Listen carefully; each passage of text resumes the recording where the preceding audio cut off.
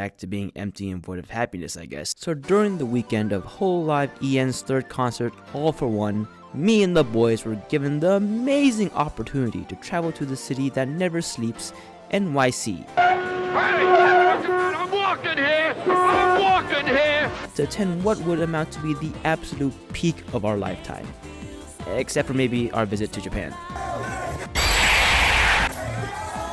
I was able to meet up with an online friend of 3 years for the first time in person, made some new ones with our shared interest in the Hololive, and experienced being a tourist of this oh so famous city.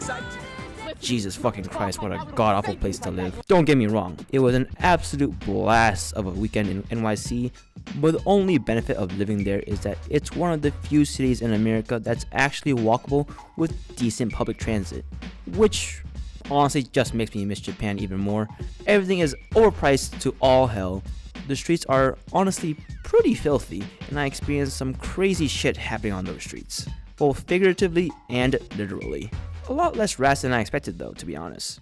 But although being at 4 AM in the morning sharing some drinks with the gang was fun and all, the main attraction and reason we even came to this city was because of the concert. All I have to say about it is absolute cinema. This is why I and so many others are a fan of Hololive. This is what we live for. Is it kind of cringe from an outside perspective to see a bunch of grown adults wearing outfits with anime girls plastered all over them? Maybe. Even personally speaking, the energy of the fans is sometimes even a bit too much for me. The pre-show chants in the hall felt excessive, even knowing they come from feelings of passion and the love for the idols.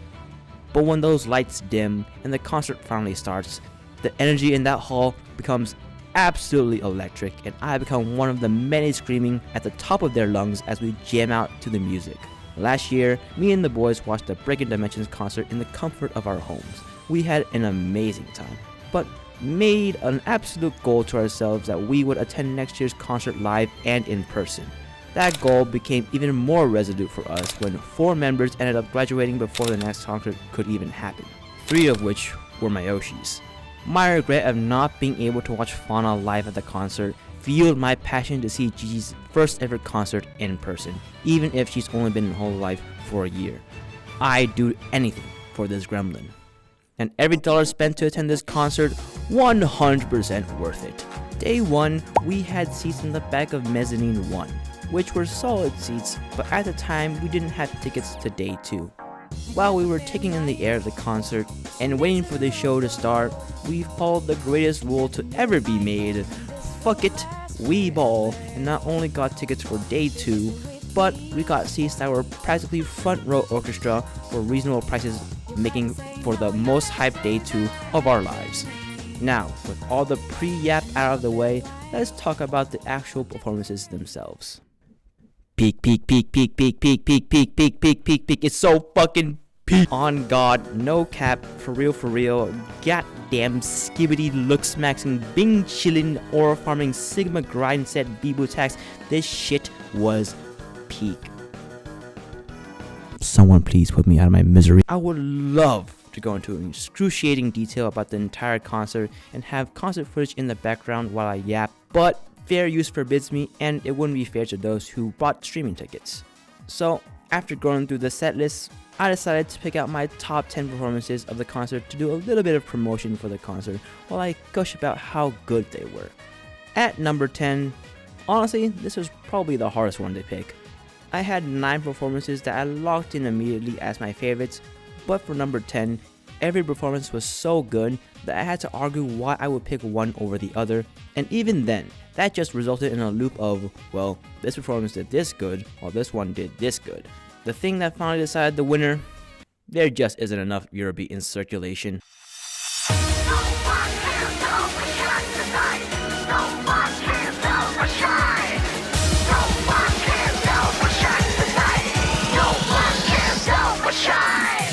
Iris absolutely crushed this.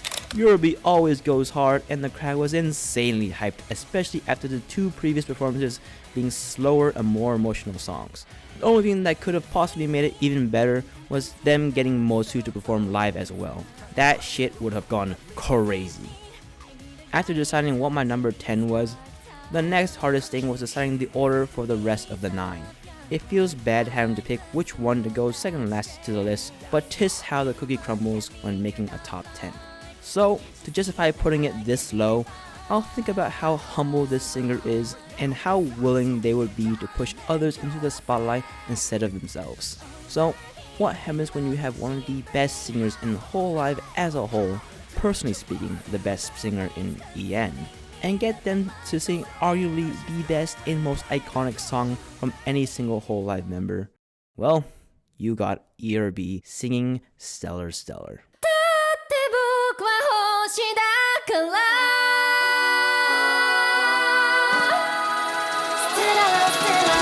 This is plain old cheating. If I wasn't insanely biased, objectively speaking, this was by far the best solo performance across both nights. Liz singing Stellar Stellar is completely unfair combo for any critic trying to maintain journalistic integrity. But my god, was it an absolute blessing to the ears. Please cover. Give this woman an original song to rival the likes of Suisei. It really hurts to put the next performance this low when it has my favorite performer, my Oshi, your Oshi's Oshi, and the choreography of HoloJP's best dancer. But that just goes to show how amazing this concert was with how high the bar was set.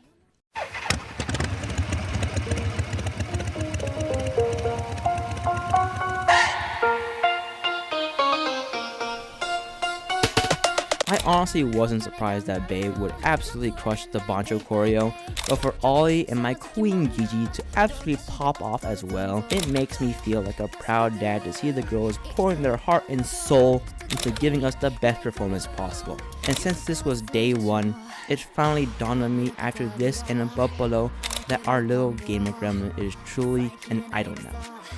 Speaking of above below,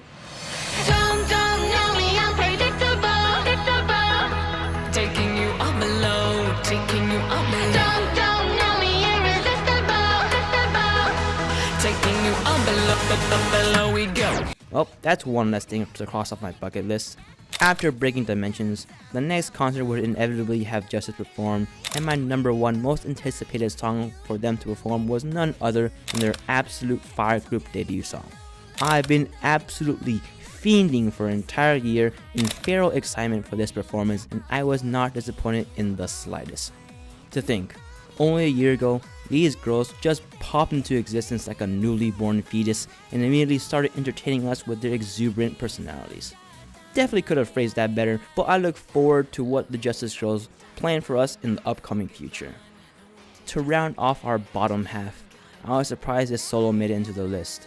Not saying it doesn't deserve it, it was an absolutely killer performance, but it probably would have been fighting for the number 10 spot alongside Diamond Girlfriend in every other performance. The reason it made it this high is for personal reasons. I went on this trip with my 2 best friends. I rarely say this to their faces, but they are like brothers to me. They are one of the reasons I still have a will to live. Liam is a fellow sapling who shares the same pain as me and finds the same solace in Gigi. My buddy Grant, on the other hand, well, he's a die-hard deadbeat. We'd run right through. Callie's medley performance was emotional, hype, electric, all the adjectives. I was enjoying myself with the sea of light pink lights as a casual deadbeat and enjoyer of Callie's music when, in the corner of my eye, I see my boy Grant absolutely having the time of his life, literally jumping up and down when Callie was performing Seeing Stars and Dead on Arrival. He later tells me that he was on the verge of tearing up during End of a Life if Callie didn't switch it up, and I was so happy for him. This is the Hololive experience. This is what it means to be a fan. So thank you more, Calliope, for making my friend's night and therefore making my own night even better than I was expecting. And with that, we break into the top 5. That is definitely not at all absurdly biased towards 2 members in particular. And to prove that it's completely objective list and not the ramblings of a complete whack job, I'm about to make the most blasphemous placement of the list right after my criminal placement of Liz's Stellar performance. Are my eyes deceiving me? Your soul starts to fade and miss your magic to me. beautiful, peak, cinema, jaw-dropping. There isn't a word in the English dictionary to describe how perfect this performance was. The two best singers in EN, and who I personally consider the best singer in ID, singing one of the most beautiful songs within Hololive as a whole. Like, what do you want me to say? I have nothing, except I almost shed a tear during this. That's it. And yeah, that's why it's only at number 5. Hey, let's calm down here. No need to go disliking the video over my garbage opinions. I have a perfectly good explanation. And hey, while you're down there, how about you hit that subscribe and like button instead if you're enjoying the video. So, for number 4, the reason I put the performance here is because I rigged the system. It's been rigged from the start. Let's fucking go, GG! Are you ready to put your hands up? I want to see all your hands, and let's go! Put your hands up, put your hands, Lucy up, put your hands up, put your hands up. And would you look at that? It's part of the free portion of the concert, so I have free reign over the video footage. That's why she's the GOAT.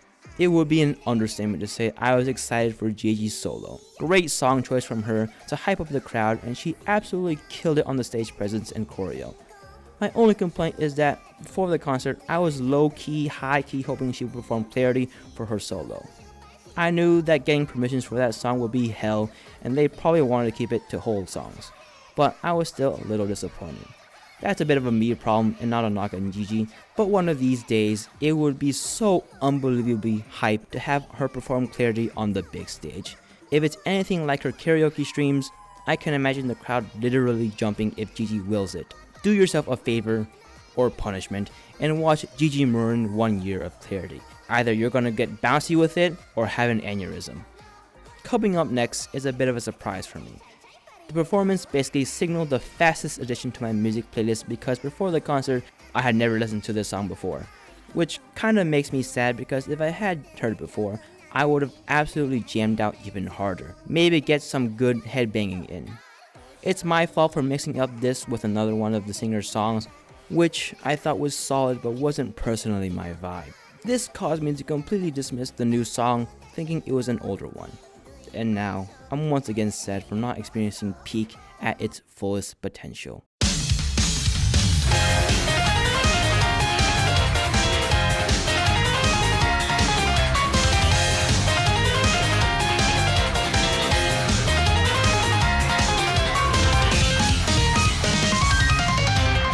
This song fucks. Bae and Callie slayed. Please, God, take me back so I can experience it again. Please, I'm begging you. Yeah. Go stream RRR. Go get stream tickets to witness an idol at their pinnacle. I'm gonna go cry myself to sleep listening to RRR at full blast for the 100th time.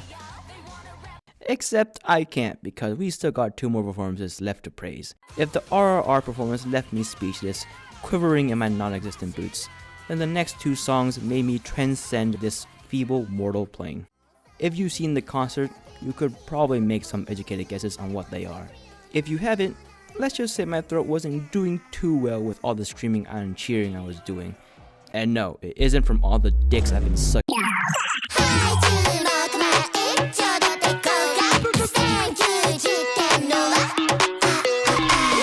Whoever it was that suggested Gigi and Narissa to do I, give them a raise. If not, I'll fucking do it myself. If Callie's solo was what got my boy hyped up like he was on Adderall, then this performance was my overdosing session. Narissa as Sencho and Gigi as Kobo, mwah, it's perfect. Of course, Narissa absolutely cooked with her singing and hip movements. But seeing Gigi perform, this quite literally made me shed a tear. I'm just so proud of her, man. How much she's done for EN, how hard she's worked, and how far she's come. The gaping hole left in my heart by back-to-back graduations is completely repaired because of her. I don't like repeating things I've already said in previous videos because it makes me feel creatively bankrupt. But until I literally turn into dust, I shall proudly stay in the shoebox as a lowly grim. We love Gigi Murin. But hey, wait, we're currently only at number 2. How could it possibly get better than your Oshi performing an absolute banger with Narissa Ravencroft? Well, kids, sometimes you have to accept that your Oshi isn't the absolute GOAT when it comes to hypnotizing the audience with their stage presence. Man, I'm literally so tempted to tease a little bit of the performance. It's that good. Everyone needs to at least see it once to die happy. Fuck it, I'm dropping a small snippet. Please, Cover Corp, don't smite me on this. That's it. That's all you're getting. Last year, at Breaking Dimensions, Bae performed Gekirin for her solo. During the free portion too, no less. It's free real estate. I had never heard this song before because I'm a fucking pleb that really only listens to whole songs that have an attached music video to them. But after this Gekirin solo, my mind controlled by this absolute unit of a rat.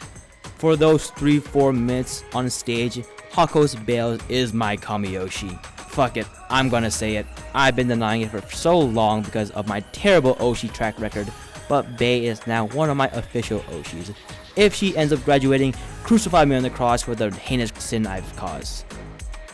This is a joke. Please, God, don't strike me down. I can't take losing another one. And as tradition at this point with Bae, she absolutely popped off, served a 5-course meal from all her cooking, and completely mind-controlled me with her performance of La Roja at All for One.